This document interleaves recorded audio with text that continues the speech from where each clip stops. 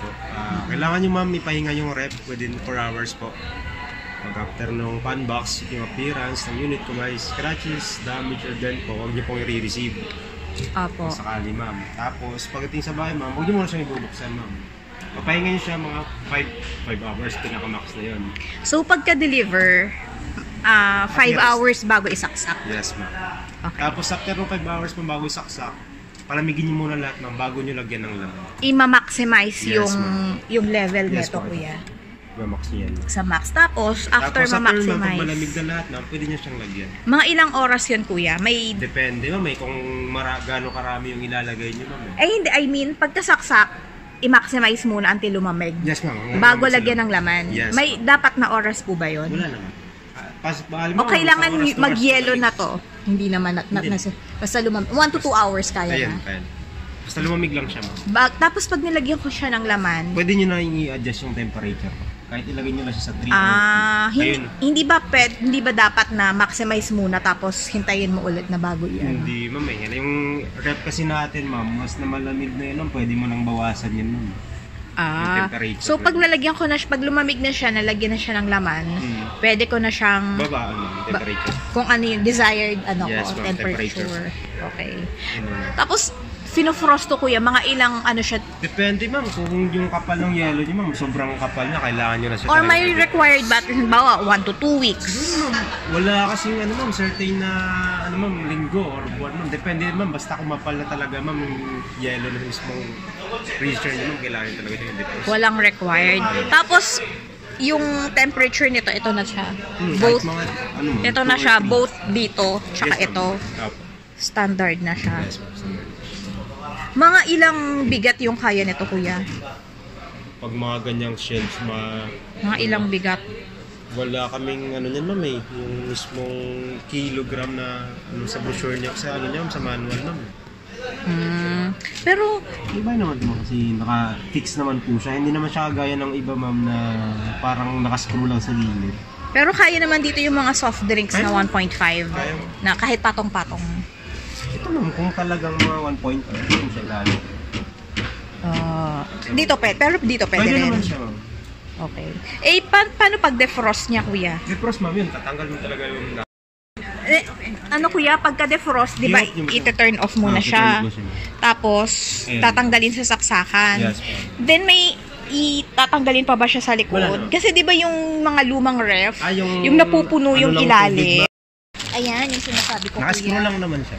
So, kailangan, required ba yan tanggalin? Kasi napupuno din ba yan? Pag ma'am, pag talagang over na yung ng freezer nyo ma'am, minsan kasi napupuno talaga. Or kailangan every defrost tatanggalin yan? Yan, mas maganda ma'am, mas better.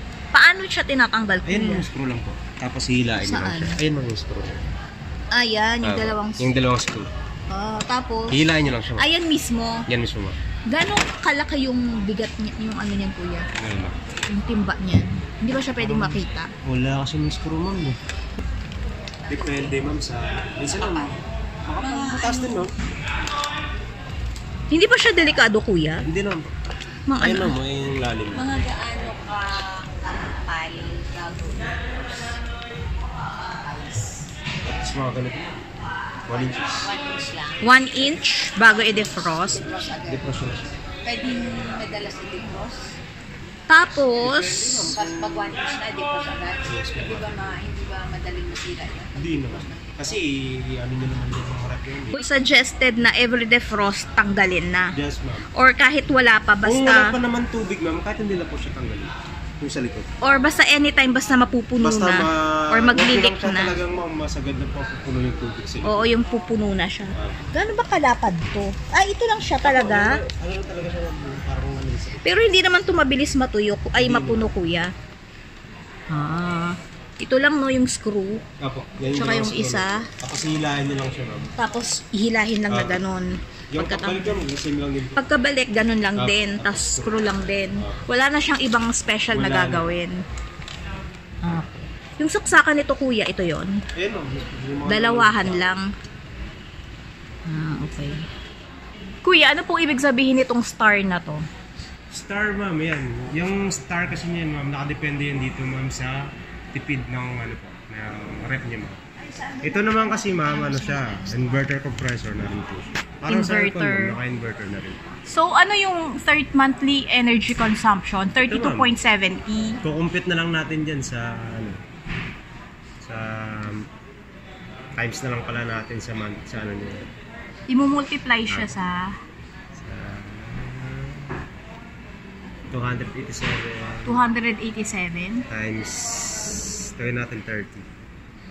Eh, So, 32.70. 24 hours kasi siya.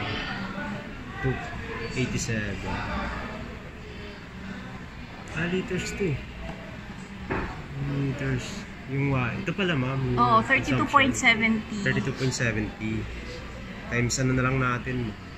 Pagpalagay natin 30 days. Parang ganun. 24 hours siya, di ba? 981 monthly. Hindi ba siya in 24 Hindi.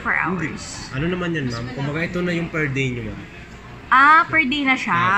Per day. So, nasa 900 something. 900 magkano kaya?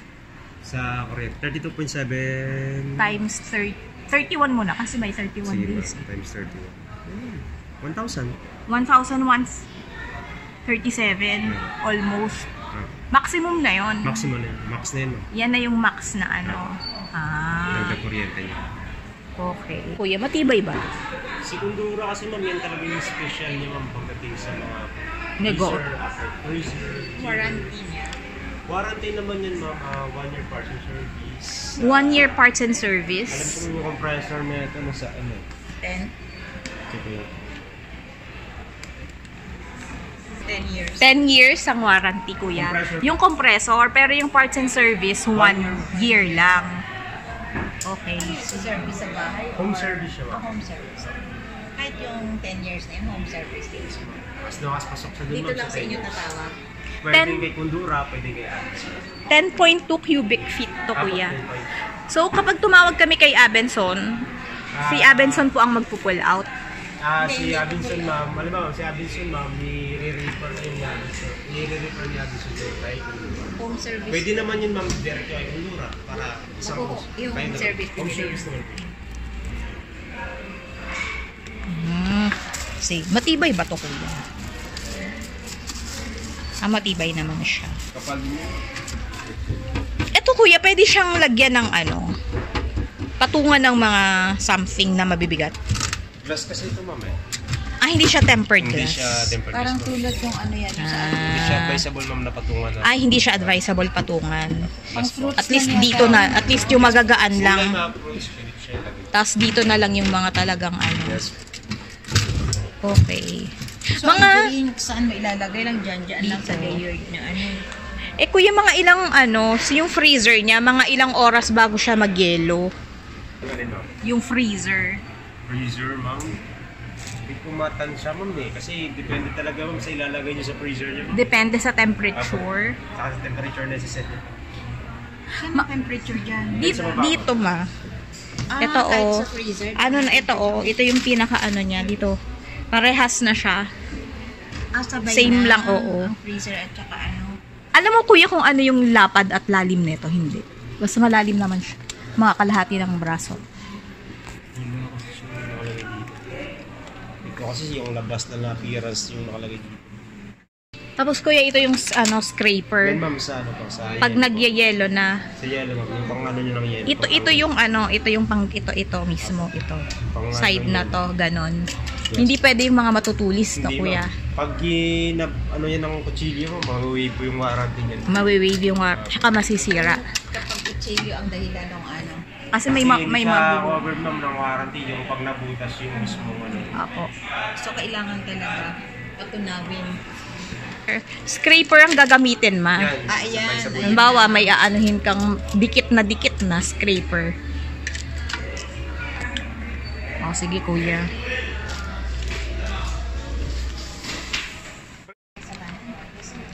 Ang office hours. Kuya, ito po, na-adjust siya. Yes ma'am, na-adjust po yung fan. Eto. Naiikot po yun ma'am. Okay. Depende sa ano. Hindi siya advisable. Pwede ba siyang lagyan ng patungan yung may gulong? Hindi na. Hindi siya advisable ma'am eh. No need na. Kasi may tendency kasi ma'am yung mga rack na yun ma'am, baka biglang umano ma'am. Sayang yung warranty, mag-wave. Oo, pag nag-ano. Kasi hindi siya hindi siya sa nakadikit sa unit. No? Tapad yung ano, kasi tatanggalin pa yung pag-defrost eh. Mga ganito. Ilang inches yun? 1 feet. At least 1 feet? 1 feet, ma'am. Yung distance Yes, from the pader. Yes po. Ah, Kasi pag masyadong fix yun, ma'am, hindi siya makasingaw. 1 feet. Saka kailangan kasi, ma'am, Oo, kasi tatanggalin siya, no? Pero okay lang naman na medyo mas lagpas ng 1 feet. Mas Ng cool, 1 foot ma'am. rather. Mas maganda mo. Lagpas ng 1 foot pwede.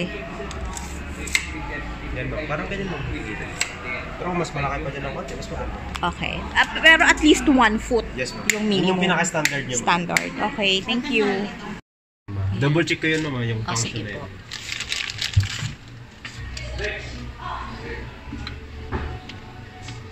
Ano ba itong purpose ng button na ito? Pang defrost? Yung button na ito. Yan po, oh. Ano po yan para dun sa on and off ng ilaw sa loob mo? Ayun. Ah, so pag naka-ano siya, automatic mawalang Naka-off yung ilaw. Pagka naka-on pag nakabukas siya, on yung ilaw. Ay, wala bang on and off yung ilaw niya kapag, I mean, halimbawa, dinefrost ko na, kailangan ko siyang i-turn off yung Yes. ilaw. Wala. Wala po. Walang Pagka pang- dinipras mo siya, Pang-switch na. pag inano mo yung plug, ma'am, off na lahat. Ah, yung lamig lang po yung mawawala kapag in-off ko to. Pero yung ilaw niya, nakasindi pa rin. Nakasindi pa. Not unless i-unplug sa Pagka saksakan. mag-defrost ka, ma'am, unplug mo siya. Para at least ma-defrost mo siya. Ah, Mga sabi mo, ma'am. hanggat hindi ko siya na-unplug, may ilaw siya. Okay, sige po. Thank you. Sige po.